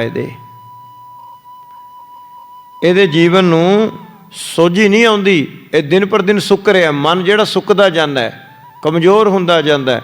ਹੁਣ ਜਿਹਦਾ ਮਨ ਕਮਜ਼ੋਰ ਹੋਵੇ, ਆਤਮਾ ਕਮਜ਼ੋਰ ਹੋਵੇ, ਉਹ ਹਰ ਵੇਲੇ ਡਰਦਾ ਰਹੂਗਾ। ਇਨਸਾਨ ਹਰ ਵੇਲੇ ਉਹਦਾ ਮਨ ਘਬਰਾਹਟ 'ਚ ਰਹੂਗਾ, ਮਨ ਦੁਬਿਧਾ 'ਚ ਰਹੂਗਾ, ਪਖੰਡ 'ਚ ਰਹੂਗਾ, ਰੋਣੇ ਧੋਣੇ 'ਚ ਰਹੂਗਾ। ਇਸ ਤਰ੍ਹਾਂ ਮਹਾਰਾਜ ਜੀ ਕਹਿੰਦੇ ਹਨ, ਸਤਿਗੁਰ ਬਚਨ ਤੰਬੇ ਸੁਰ ਪੂਰੀ। ਤਾਂ ਇਸ ਕਰਕੇ ਮਹਾਰਾਜ ਕਹਿੰਦੇ ਇਲਾਜ ਵੀ ਦੱਸ ਦਿੰਦੇ ਆ। ਹਰੀਦਾਸ ਜੀ ਇਲਾਜ ਦੱਸ ਦਿੰਦੇ ਆ। ਕਹਿੰਦੇ ਜਿਸ ਪ੍ਰਕਾਰ ਤਾਂਬੇ ਨੂੰ ਮਾਰ ਕੇ ਉਹਦੀ ਭਸਮ ਬਣਾਈ ਜਾਂਦੀ ਹੈ, ਪੂੜੀ ਬਣਾਈ ਜਾਂਦੀ ਹੈ, ਇਸ ਤਰ੍ਹਾਂ ਜੇ ਸਤਿਗੁਰੂ ਦੇ ਬਚਨ ਨੂੰ ਕਮਾਵੇਂਗਾ, ਸਤਿਗੁਰੂ ਦੇ ਬਚਨ ਨੂੰ ਕਮਾਵੇਂਗਾ, ਤਾਂ ਫਿਰ ਜਿਹੜੀ ਤੈਨੂੰ ਕਾਮ ਔਰ ਕ੍ਰੋਧ ਔਰ ਮੋਹ ਦੀ ਤੇਰੇ ਅੰਦਰ ਬਲਗਮ ਹੋਈ ਹੈ, ਇਹ ਠੀਕ ਹੋ ਜਾਏਗੀ। ਸਤਿਗੁਰੂ ਦੇ ਬਚਨ ਨੂੰ ਕਮਾਉਣਾ ਪਵੇਗਾ ਤੈਨੂੰ। ਇਸ ਤਰ੍ਹਾਂ ਮਹਾਰਾਜ ਜੀ ਨੇ ਵੈਦ ਹਰੀਦਾਸ ਜੀ ਨੂੰ ਸਮਝਾਇਆ। ਨਿਤ ਸੇਵ ਤਿਹ ਸੋ ਹੋਏ ਦੂਰੀ। ਤਾਂ ਕਹਿਣ ਲੱਗੇ, ਨਿਤ ਉਹ ਪਰਮੇਸ਼ਰ ਦੇ ਚਰਨਾਂ ਦੇ ਨਾਲ ਧਿਆਨ ਜੋੜਨਾ, ਪਰਮੇਸ਼ਰ ਦੇ ਨਾਮ ਨੂੰ ਜਪਣਾ ਔਰ ਬਾਰ-ਬਾਰ ਗੁਰੂ ਕੇ ਬਚਨਾਂ ਨੂੰ ਆਪਣੇ ਮਨ ਨੂੰ ਦ੍ਰਿੜ ਪੱਕਾ ਕਰਾਉਣਾ, ਮੰਨਣਾ, ਨਿਧਿਆਸਣ ਕਰਨਾ, ਬਾਰ-ਬਾਰ ਗੁਰੂ ਕੇ ਬਚਨਾਂ ਨੂੰ ਯਾਦ ਕਰਨਾ, ਹਿਰਦੇ ਵਿੱਚ ਵਸਾਉਣਾ। ਵੀ ਜੇ ਗੁਰੂ ਜੀ ਨੇ ਕਿਹਾ ਵੀ ਸਿੱਖਾ ਝੂਠ ਨਹੀਂ ਬੋਲਣਾ, ਤਾਂ ਫਿਰ ਝੂਠ ਬੋਲਣਾ ਨਹੀਂ। ਜੇ ਗੁਰੂ ਨੇ ਕਿਹਾ ਸਿੱਖਾ ਆਪਣੇ ਆਪ ਨੂੰ ਸਭ ਤੋਂ ਨੀਵਾਂ ਜਾਣਨਾ ਹੈ ਔਰ ਆਪਣੇ ਮਨ ਦੀ ਪੱਤਰੀ ਨੂੰ ਬਾਚ, ਤਾਂ ਇਹ ਗੁਰੂ ਕੇ ਬਚਨ ਨੂੰ ਬਾਰ-ਬਾਰ ਹਿਰਦੇ ਵਿੱਚ ਵਸਾਉਣਾ ਕਿ ਮੈਂ ਆਪਣੇ ਔਗਣ ਦੇਖਾਂ, ਦੂਏ ਦੇ ਔਗਣ ਨਾ ਕਰਾਂ। ਜੇ ਗੁਰੂ ਜੀ ਨੇ ਕਿਹਾ ਕਿ ਸਿੱਖਾ ਤੂੰ ਨਿੰਦਿਆ ਨਹੀਂ ਕਰਨੀ, ਨਿੰਦਿਆ ਦਾ ਐਡਾ ਪਾਪ ਹੈ, ਨਿੰਦਕ ਚੋਰ ਯਾਰ ਜੁਆਰ ਤੇ ਬੁਰਾ, ਕਿ ਨਿੰਦਿਆ ਦਾ ਐਡਾ ਪਾਪ ਹੈ, ਚੋਰੀ ਤੋਂ, ਵਿਭਚਾਰ ਤੋਂ, ਜੂਆ ਖੇਡਣ ਤੋਂ ਵੀ ਵੱਡਾ ਪਾਪ ਹੈ ਨਿੰਦਿਆ ਕਰਨ ਦਾ। ਸਭ ਤੋਂ ਵੱਡਾ ਪਾਪ ਹੈ ਨਿੰਦਿਆ ਦਾ। ਕਹਿਣ ਲੱਗੇ ਇਹ ਪਾਪ ਨਾ ਤੂੰ ਕਮਾਈ। ਹੁਣ ਸਿੱਖ ਇਸ ਗੱਲ ਨੂੰ ਪੱਲੇ ਬੰਨ੍ਹ ਲੈਂਦਾ ਵੀ ਮੇਰੇ ਗੁਰੂ ਦਾ ਹੁਕਮ ਹੈ, ਮੈਂ ਕੰਮ ਨਹੀਂ ਕਰਨਾ। ਸੋ ਇਸ ਤਰ੍ਹਾਂ ਕਰਕੇ ਮਹਾਰਾਜ ਜੀ ਕਹਿਣ ਲੱਗੇ, ਇਹ ਜਿਵੇਂ ਤਾਂਬੇ ਨੂੰ ਸਾੜ ਕੇ ਉਹਦੀ ਭਸਮ ਬਣਾ ਕੇ ਪੂੜੀ ਬਣਾਈ ਦੀ ਹੈ, ਇਸੇ ਪ੍ਰਕਾਰ ਇਹ ਗੁਰੂ ਕੇ ਬਚਨਾਂ ਰੂਪੀ ਪੂੜੀ ਤੈਨੂੰ ਨਿਤ ਖਾਣੀ ਪਵੇਗੀ, ਤਾਂ ਹੀ ਤੇਰੇ ਮਨ ਦੇ ਰੋਗ ਦੂਰ ਹੋਣਗੇ, ਕਾਮ ਦਾ, ਕ੍ਰੋਧ ਦਾ, ਲੋਭ ਦਾ। ਸੋ ਇਸ ਪ੍ਰਕਾਰ ਮਹਾਰਾਜ ਜੀ ਕਹਿੰਦੇ ਹਨ। ਹਾਂਜੀ, ਬਮਨ ਰੋਗ ਕਰਹੀ ਪਰ ਨਿੰਦਾ। ਮਹਾਰਾਜ ਜੀ ਕਹਿਣ ਲੱਗੇ, ਪਰਾਏ ਦੂਜੇ ਦੀ ਨਿੰਦਿਆ ਕਰਨਾ ਇਸ ਤਰ੍ਹਾਂ ਦਾ ਰੋਗ ਹੈ ਜਿਵੇਂ ਉਲਟੀ ਕਰਨ ਦਾ ਰੋਗ ਲੱਗਿਆ ਹੋਵੇ। ਜਿਵੇਂ ਕਿਸੇ ਨੂੰ ਉਲਟੀਆਂ ਲੱਗ ਜਾਂਦੀਆਂ ਨੇ, ਉਹ ਖਾਇਆ ਪੀਆ ਸਾਰਾ ਹੀ ਉਲਟ ਦਿੰਦਾ ਹੈ। ਮਹਾਰਾਜ ਕਹਿੰਦੇ ਇਹ ਰੋਗ ਹੈ ਨਿੰਦਿਆ ਦਾ, ਇਹ ਵੀ ਹਰ ਇੱਕ ਨੂੰ ਚਿੰਬੜਿਆ ਹੋਇਆ ਹੈ। ਹਾਂਜੀ, ਹਟ ਹੈ ਲਖੈ ਸਭ ਤੇ ਨਿਜ ਮੰਦਾ। ਆਪਣੇ ਆਪ ਨੂੰ ਜਦੋਂ ਸਭ ਤੋਂ ਮਾੜਾ ਜਾਣੇਗਾ ਫਿਰ ਇਹ ਰੋਗ ਦੂਰ ਹੋਵੇਗਾ। ਆਪਣੇ ਆਪ ਨੂੰ ਮਾੜਾ ਕਦੋਂ ਜਾਣੇਗਾ? ਜਦੋਂ ਇਹਨੂੰ ਆਪਣੇ ਮਨ ਦੀ ਖਬਰ ਹੋਊਗੀ ਵੀ ਮੇਰਾ ਮਨ ਕੈਸਾ ਹੈ, ਮੇਰੀ ਸੋਚ ਕੈਸੀ ਹੈ। ਜਦੋਂ ਇਹ ਆਪਣੇ ਕਰਮਾਂ ਤੋਂ ਜਾਣੂ ਹੋਊਗਾ, ਸੰਸਾਰ ਵਿੱਚ ਇਹਨੂੰ ਕੋਈ ਦੂਜਾ ਮਾੜਾ ਨਹੀਂ ਨਜ਼ਰ ਆਊਗਾ, ਕਿਉਂਕਿ ਇਹਦਾ ਆਪਣਾ ਆਪ ਹੀ ਇੰਨਾ ਮਾੜਾ ਹੈ ਕਿ ਇਹਨੂੰ ਦੂਜੇ ਦੇ ਵਿੱਚ ਗੁਣ ਨਜ਼ਰ ਆਉਣਗੇ ਔਰ ਆਪਣੇ ਵਿੱਚ ਔਗਣ ਨਜ਼ਰ ਆਉਣਗੇ। ਇਹ ਹਰੀਦਾਸ ਜੀ ਮਹਾਰਾਜ ਕਹਿਣ ਲੱਗੇ, ਜਦੋਂ ਇਸ ਤਰ੍ਹਾਂ ਕਰੇਗਾ ਤਾਂ ਇਹ ਜਿਹੜੀ ਪਰਾਈ ਨਿੰਦਿਆ ਕਰਨ ਵਾਲਾ ਉਲਟੀ ਵਾਲਾ ਰੋਗ ਇਹਨੂੰ ਲੱਗਿਆ, ਇਹਦਾ ਹਟ ਜਾਏਗਾ। ਇਸ ਤਰ੍ਹਾਂ ਮਹਾਰਾਜ ਜੀ ਹੁਣ ਗਿਆਨ ਕਰਾ ਰਹੇ ਹਨ। ਅਸਬਿਦ ਕੇ ਰੁਜ ਸੋ ਮਨ ਪੂਰਨ। ਤਾਂ ਇਸ ਪ੍ਰਕਾਰ ਮਹਾਰਾਜ ਜੀ ਕਹਿੰਦੇ ਮਨ ਦੇ ਰੋਗ ਠੀਕ ਹੋ ਜਾਂਦੇ ਹਨ। ਮਿਟਹਿ ਸੇਵ ਗੁਰ ਪਦ ਰਜ ਚੂਰਨ। ਜਦੋਂ ਇਹ ਸੰਗਤ ਦੀ ਚਰਨ ਧੂੜ ਬਣੇਗਾ, ਭਾਵ ਆਪਣੇ ਆਪ ਨੂੰ ਸੰਗਤ ਦੀ ਚਰਨ ਧੂੜ ਦੇ ਵਿੱਚ ਆਪਣੇ ਆਪ ਨੂੰ ਮਿਲਾਵੇਗਾ, ਗੁਰੂ ਕੇ ਬਚਨਾਂ ਤੇ ਚੱਲ ਕੇ ਆਪਣੇ ਆਪ ਨੂੰ ਸਭ ਤੋਂ ਨੀਵਾਂ ਜਾਣੇਗਾ। ਹੁਣ ਸੰਗਤ ਦੇ ਜੋੜੇ ਕਿਉਂ ਝਾੜਦੇ ਆਪਾਂ? ਸੰਗਤ ਦੀ ਚਰਨ ਧੂੜ ਮੱਥੇ ਨੂੰ ਕਿਉਂ ਲਾਉਂਦੇ ਆ? ਇਹਦਾ ਇਹ ਹੈ ਵੀ ਤੂੰ ਸਾਰਿਆਂ ਦੀ ਚਰਨ ਧੂੜ ਬਣ ਗਿਆ ਹੁਣ। ਫਿਰ ਜਦੋਂ ਚਰਨ ਧੂੜੀ ਬਣ ਗਿਆ, ਕਿਸੇ ਨਾਲ ਬੈਰ ਵਿਰੋਧ ਦਾ, ਕਿਸੇ ਦੀ ਨਿੰਦਿਆ ਕਰਨ ਦਾ, ਕਿਸੇ ਨੂੰ ਉੱਚਾ ਬੋਲਣ ਦਾ ਤਾਂ ਸਵਾਲ ਹੀ ਨਹੀਂ ਰਹਿ ਜਾਂਦਾ। ਫਿਰ ਸਵਾਲ ਹੀ ਨਹੀਂ ਬਣਦਾ ਫਿਰ ਕੋਈ। ਜਦੋਂ ਸਾਰਿਆਂ ਤੋਂ ਨੀਵਾਂ ਹੀ ਹੋ ਗਿਆ ਗੁਰੂ ਕੇ ਬਚਨ ਨੂੰ ਕਮਾ ਕੇ, ਤਾਂ ਮਹਾਰਾਜ ਜੀ ਕਹਿੰਦੇ ਇਹ ਦਵਾਈ ਹੈ ਜੇ ਤੂੰ ਇਹ ਰੋਗ ਠੀਕ ਕਰਨਾ ਆਪਣਾ। ਹਾਂਜੀ, ਕਮਲ ਬਦਨ ਤੇ ਬਚਨ ਸੁਨੇ ਜਬ। ਜਦੋਂ ਇਸ ਤਰ੍ਹਾਂ ਧੰਨ ਗੁਰੂ ਨਾਨਕ ਦੇਵ ਜੀ ਮਹਾਰਾਜ ਦੇ ਮੁਖਾਰ ਬਿੰਦ ਤੋਂ ਵੈਦ ਹਰੀਦਾਸ ਜੀ ਨੇ ਬਚਨ ਸੁਣੇ, ਵੈਦ ਵਿਚਖਨ ਨਿੰਮ ਭਇਓ ਤਬ।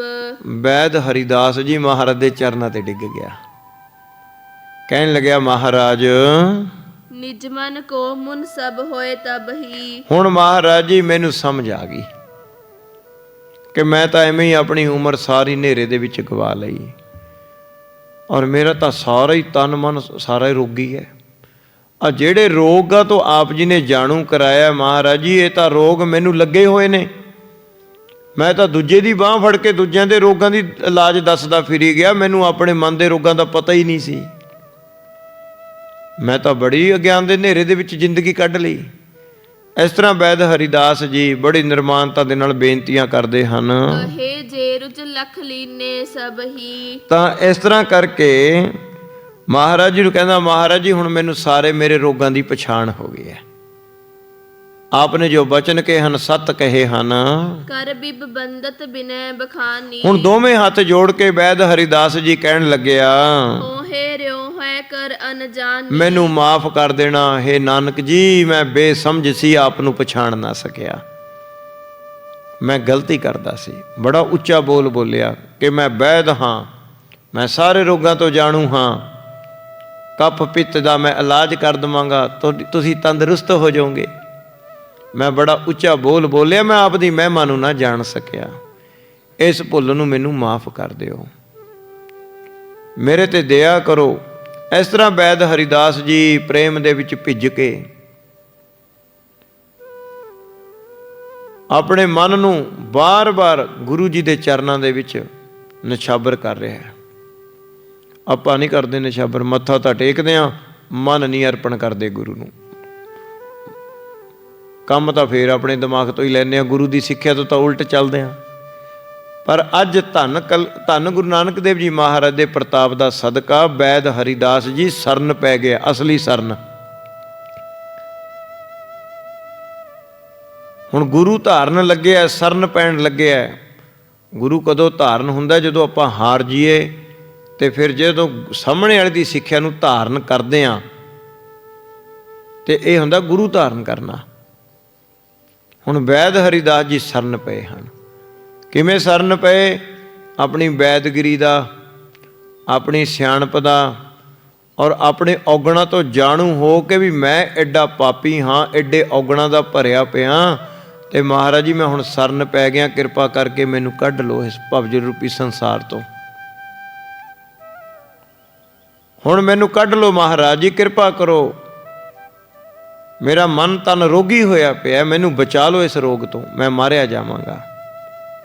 ਇਸ ਤਰ੍ਹਾਂ ਜਦੋਂ ਪੁਕਾਰ ਕਰਨ ਲੱਗਿਆ ਵੈਦ ਹਰੀਦਾਸ ਜੀ, ਜਸ ਇੱਛਾ ਕਰੀਏ ਤਸ ਲੀਲਾ, ਤਾਂ ਮਹਾਰਾਜ ਜੀ ਜਿਹੇ ਜੀ ਆਪ ਨੂੰ ਭਾਂਦੀ ਹੈ ਉਸੀ ਲੀਲਾ ਕਰੋ, ਮੇਰੇ ਤੇ ਵੀ ਦਇਆ ਕਰੋ। ਮਹਾਂਪੁਰਖ ਤੁਮ ਗੁਣੀ ਗਹੀਲਾ, ਆਪ ਜੀ ਤਾਂ ਮਹਾਂਪੁਰਖ ਹੋ, ਗੁਣਾਂ ਦੀ ਖਾਣ ਹੋ।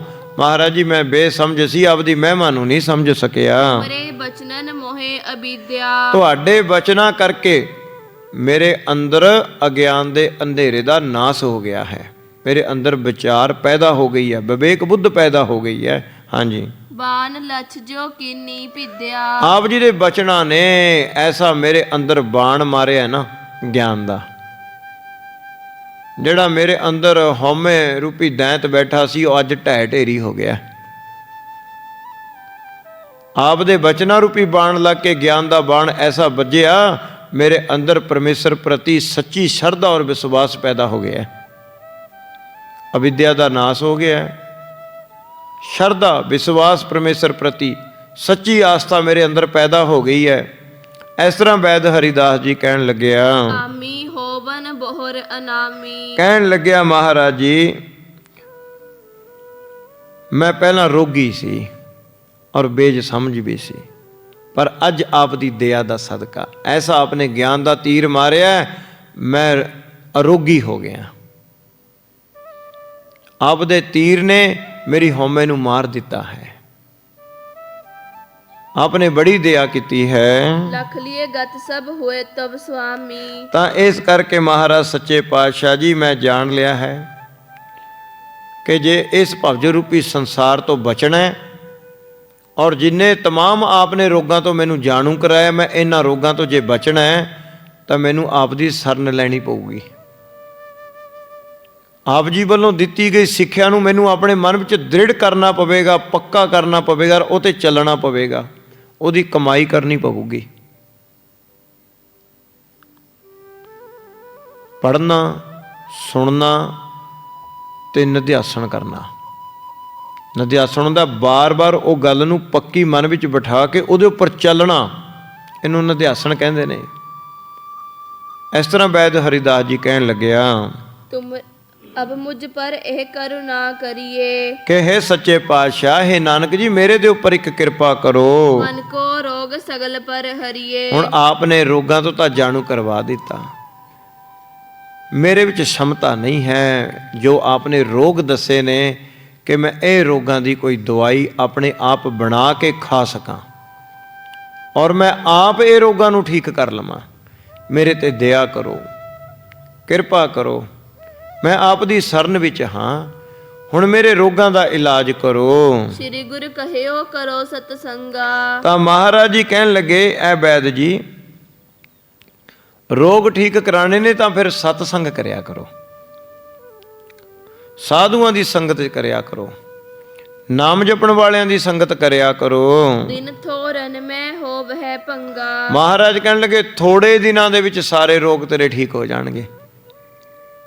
ਸਤਸੰਗ ਦੇਖੋ ਕਿੰਨਾ ਜ਼ਰੂਰੀ ਹੈ। ਮਹਾਰਾਜ ਜੀ ਕਹਿੰਦੇ ਵੈਦ ਹਰੀਦਾਸ ਜੀ ਸੰਗਤ ਕਰਿਆ ਕਰੋ, ਸਤਸੰਗ ਦੇ ਵਿੱਚ ਬੈਠ ਕੇ ਪਰਮੇਸ਼ਰ ਦਾ ਜਸ ਸੁਣਿਆ ਕਰੋ, ਪਰਮੇਸ਼ਰ ਦਾ ਜਸ ਗਾਇਆ ਕਰੋ। ਜੋ ਸਾਧੂ ਸੰਤ ਮਹਾਤਮਾ ਦੇ ਆਪਣੇ ਅੰਦਰ ਕਮਾਏ ਹੋਏ ਬਚਨ ਹਨ, ਉਹ ਉਹਨਾਂ ਨੇ ਆਪਣੇ ਆਪ ਨੂੰ ਇਹ ਰੋਗਾਂ ਤੋਂ ਛਡਾਇਆ ਹੈ, ਤੇ ਤੁਹਾਨੂੰ ਵੀ ਉਹ ਸੰਗਤ ਦੇ ਵਿੱਚ ਉਹ ਰੋਗਾਂ ਤੋਂ ਛੁੱਟਣ ਦੇ ਬਾਰੇ ਦੱਸਣਗੇ। ਉਹ ਬਚਨਾਂ ਨੂੰ ਕਮਾ ਲਿਓ, ਤੁਹਾਡਾ ਵੀ ਇਲਾਜ ਹੋ ਜਾਏਗਾ। ਇਸ ਤਰ੍ਹਾਂ ਮਹਾਰਾਜ ਜੀ ਕਹਿਣ ਲੱਗੇ, ਮਨ ਮੁਖ ਪਾਏ ਕਰੀ ਪਦ ਬੰਧਨ, ਤਾਂ ਇਸ ਪ੍ਰਕਾਰ ਹਾਂਜੀ ਦੁਆਰੇ ਪੜੋ। ਹਾਂਜੀ, ਮਨਮੁਖ ਪਾਏ ਕਰੀ ਪਦ ਬੰਧਨ। ਇਸ ਤਰ੍ਹਾਂ ਕਰਕੇ ਮਨ ਸੁਖ ਪਾਏ ਕਰੀ ਪਦ ਬੰਧਨ। ਇਸ ਪ੍ਰਕਾਰ ਵੈਦ ਹਰੀਦਾਸ ਜੀ ਨੇ ਮਨ ਵਿੱਚ ਸੁਖ ਪਾ ਕੇ ਵੈਦ ਨੇ ਦੋਏ ਹੱਥ ਜੋੜ ਕੇ ਬੰਦਨਾ ਕੀਤੀ ਗੁਰੂ ਨਾਨਕ ਮਹਾਰਾਜ ਦੇ ਚਰਨਾਂ ਤੇ। ਮਹਿਮਾ ਜਾਣੀ ਕੁਮਤ ਨਿਕੰਦਨ। ਤਾਂ ਇਸ ਪ੍ਰਕਾਰ ਖੋਟੀ ਬੁੱਧੀ ਨੂੰ ਨਾਸ ਕਰਨ ਵਾਲੇ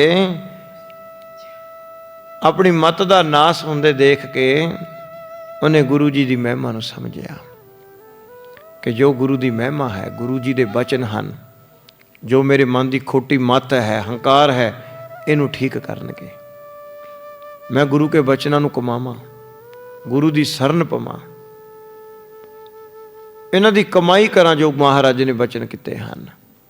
ਇਸ ਤਰ੍ਹਾਂ ਵੈਦ ਹਰੀਦਾਸ ਜੀ ਆਪਣੇ ਮਨ ਦੇ ਅੰਦਰ ਗੱਲ ਵਿਚਾਰ ਰਹੇ ਹਨ। ਗਇਓ ਸਦਨ ਸੇਵਿਓ ਸਤਸੰਗਾ। ਤਾਂ ਉਸ ਦਿਨ ਤੋਂ ਬਾਅਦ ਫਿਰ ਵੈਦ ਹਰੀਦਾਸ ਜੀ ਨੇ ਪੱਲੇ ਬੰਨ੍ਹ ਲਈ ਗੱਲ ਕਿ ਆ ਮੈਨੂੰ ਰੋਗ ਲੱਗੇ ਨੇ ਤੇ ਗੁਰੂ ਜੀ ਦਾ ਬਚਨ ਹੈ ਸਤਸੰਗ ਕਰੇਗਾ ਤਾਂ ਥੋੜੇ ਦਿਨਾਂ ਦੇ ਵਿੱਚ ਤੇਰੇ ਸਾਰੇ ਰੋਗ ਠੀਕ ਹੋ ਜਾਣਗੇ। ਇਹ ਗੱਲ ਨੂੰ ਮਨ ਵਿੱਚ ਰੱਖ ਕੇ ਮੱਥਾ ਟੇਕ ਕੇ ਵੈਦ ਹਰੀਦਾਸ ਜੀ ਧੰਨ ਗੁਰੂ ਨਾਨਕ ਕਰਦਾ ਆਪਣੇ ਘਰ ਨੂੰ ਚਲਿਆ ਜਾਂਦਾ ਹੈ। ਮੋਖ ਉਚਿਤ ਪਾ ਉਰ ਪ੍ਰਮ ਭੰਗਾ। ਤਾਂ ਇਸ ਕਰਕੇ ਵੈਦ ਹਰੀਦਾਸ ਜੀ ਨੇ ਆਪਣੇ ਮਨ ਦੇ ਸਾਰੇ ਭਰਮਾਂ ਦਾ ਨਾਸ ਕਰਾ ਲਿਆ। ਨਿਰਮਾਣਤਾ ਏਡੀ ਚੀਜ਼ ਹੈ। ਨਿਰਮਾਣਤਾ ਹਿਰਦੇ ਵਿੱਚ ਧਾਰਨ ਕਰਕੇ ਗੁਰੂ ਜੀ ਦੇ ਬਚਨਾਂ ਨੂੰ ਹਿਰਦੇ ਵਿੱਚ ਵਸਾ ਕੇ ਆਪਣੀ ਅਵਿਦਿਆ ਦਾ ਨਾਸ ਕਰਾਇਆ ਔਰ ਭਰਮ ਦਾ ਨਾਸ ਕਰਵਾ ਲਿਆ। ਦੋਹਰਾ ਅਸਬਿਦ ਵੈਦ ਉਧਾਰ ਕਰ ਸ੍ਰੀ ਗੁਰ ਕਰੁਣਾ ਖਾਨ। ਇਸ ਪ੍ਰਕਾਰ ਪਰਮ ਦਿਆਲੂ ਧੰਨ ਸਾਹਿਬ ਸ੍ਰੀ ਗੁਰੂ ਨਾਨਕ ਦੇਵ ਜੀ ਮਹਾਰਾਜ ਜੀ ਨੇ ਵੈਦ ਹਰੀਦਾਸ ਜੀ ਦਾ ਉਧਾਰ ਕੀਤਾ। ਸਦਾ ਬਦਨ ਤੇ ਨਾਮ ਜਪ ਧਰੋ ਹਿਰਦੇ ਨਿਤ ਧਿਆਨ। ਵੈਦ ਹਰੀਦਾਸ ਜੀ ਨੇ ਕੀ ਆਪਣਾ ਹੁਣ ਨੇਮ ਬਣਾ ਲਿਆ? ਸਦਾ ਹੀ ਮੁਖ ਤੋਂ ਨਾਮ ਜਪਦੇ ਰਹਿੰਦੇ ਨੇ। ਨਿਰਮਾਣਤਾ ਔਰ ਗਰੀਬੀ ਹਿਰਦੇ ਵਿੱਚ ਧਾਰਨ ਕੀਤੀ ਹੈ। ਹਰ ਇੱਕ ਦੇ ਨਾਲ ਪ੍ਰੇਮ ਕਰਦੇ ਨੇ, ਕਿਸੇ ਦੀ ਨਿੰਦਿਆ ਚੁਗਲੀ ਨਹੀਂ ਕਰਦੇ, ਕਿਸੇ ਨਾਲ ਬੈਰ ਵਿਰੋਧ ਨਹੀਂ ਕਰਦੇ, ਕਿਸੇ ਨਾਲ ਦਵੈਸ ਨਹੀਂ ਹਿਰਦੇ ਵਿੱਚ ਰੱਖਦੇ, ਕਿਸੇ ਨਾਲ ਈਰਖਾ ਨਹੀਂ ਕਰਦੇ। ਹਰ ਵੇਲੇ ਧੰਨ ਗੁਰੂ ਨਾਨਕ ਕਰਦੇ ਨੇ।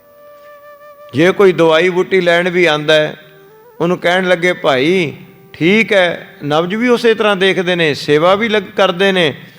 ਵੈਦ ਹਰੀਦਾਸ ਜੀ ਹੁਣ ਕੀ ਕਹਿੰਦੇ ਨੇ, ਭਾਈ ਦਵਾਈ ਤਾਂ ਦੇ ਦਿੰਦੇ ਆ ਪਰ ਪਰਮੇਸ਼ਰ ਦਾ ਨਾਮ ਜਪਿਆ ਕਰ, ਪਰਮੇਸ਼ਰ ਦੀ ਕਿਰਪਾ ਦੁਆਰਾ ਹੁਣ ਠੀਕ ਹੋਏਗਾ ਤੂੰ। ਇਸ ਤਰ੍ਹਾਂ ਨਹੀਂ ਵੈਦ ਹੁਣ ਕਹਿੰਦਾ ਵੀ ਮੇਰੀ ਦਵਾਈ ਤੇ ਠੀਕ ਹੋ ਜਾਏਗਾ। ਇਹ ਤਾਂ ਗੱਲ ਰਹੀ ਨਹੀਂ ਨਾ ਹੁਣ ਅੰਦਰ ਹਉਮੈ। ਉਹਨੇ ਜਾਣ ਲਿਆ ਵੀ ਮੈਂ ਕੁਛ ਕਰ ਨਹੀਂ ਸਕਦਾ, ਮੈਨੂੰ ਤਾਂ ਇੱਕ ਪਰਮੇਸ਼ਰ ਨੇ ਜਰੀਆ ਬਣਾਇਆ, ਕਿਰਪਾ ਉਹਨੇ ਆਪ ਕਰਨੀ ਹੈ, ਇਹ ਤਾਂ ਸੇਵਾ ਹੈ। ਸੋ ਇਸ ਤਰ੍ਹਾਂ ਕਰਕੇ ਵੈਦ ਹਰੀਦਾਸ ਜੀ ਆਪਣੇ ਰਹਿੰਦੇ ਸਵਾਸਾਂ ਤੱਕ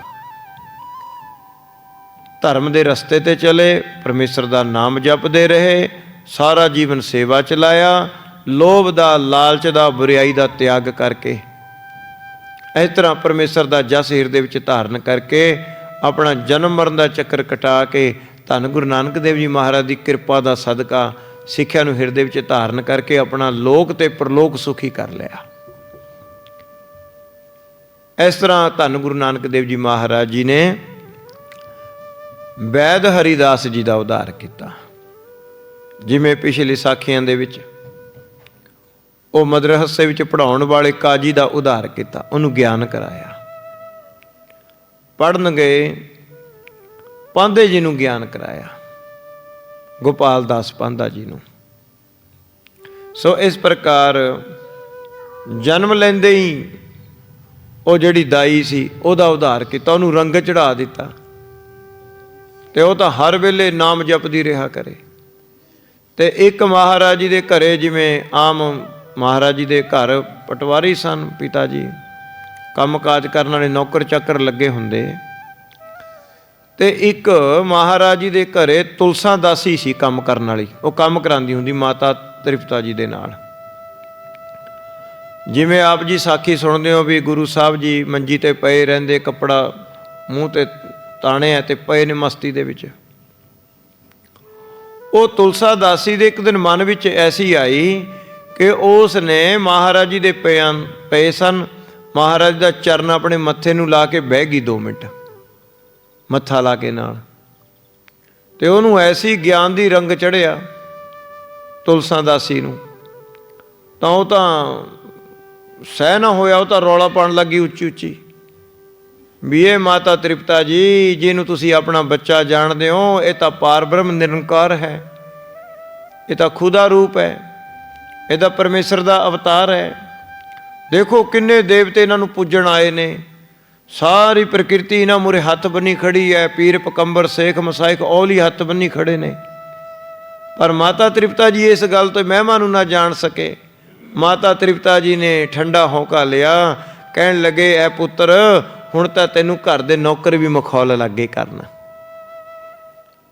ਘਰ ਦੇ ਲੋਕ ਮਖੌਲ ਟੀਚਰਾਂ ਕਰਦੇ ਨੇ। ਮਾਤਾ ਤ੍ਰਿਪਤਾ ਜੀ ਉਸ ਸੱਚ ਤੋਂ ਨਾ ਜਾਣ ਹੋ ਸਕੇ, ਉਹਨਾਂ ਨੂੰ ਲੱਗਿਆ ਵੀ ਸ਼ਾਇਦ ਤੁਲਸਾ ਦਾਸੀ ਸਾਨੂੰ ਮਖੌਲ ਕਰ ਰਹੀ ਹੈ।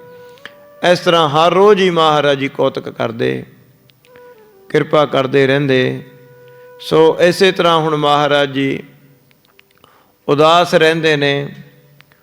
ਹੁਣ ਮਹਿਤਾ ਕਾਲੂ ਜੀ ਦਾ ਮਨ ਵੀ ਉਦਾਸ ਰਹਿੰਦਾ, ਮੈਂ ਕੀ ਕਰਾਂ, ਮੇਰੇ ਕੋਲ ਇੱਕੋ ਇੱਕ ਪੁੱਤਰ ਹੈ, ਮੈਂ ਕਿਹੜਾ ਇਲਾਜ ਕਰਾਂ। ਹੁਣ ਵੈਦ ਹਰੀਦਾਸ ਜੀ ਨੂੰ ਵੀ ਬੁਲਾਇਆ, ਤੇ ਵੈਦ ਹਰੀਦਾਸ ਜੀ ਨੂੰ ਪਤਾ ਨਹੀਂ ਕੀ ਹੋਇਆ, ਉਹ ਮਹਾਰਾਜ ਦੀ ਮਹਿਮਾ ਲੱਗ ਪਿਆ ਕਰਨ।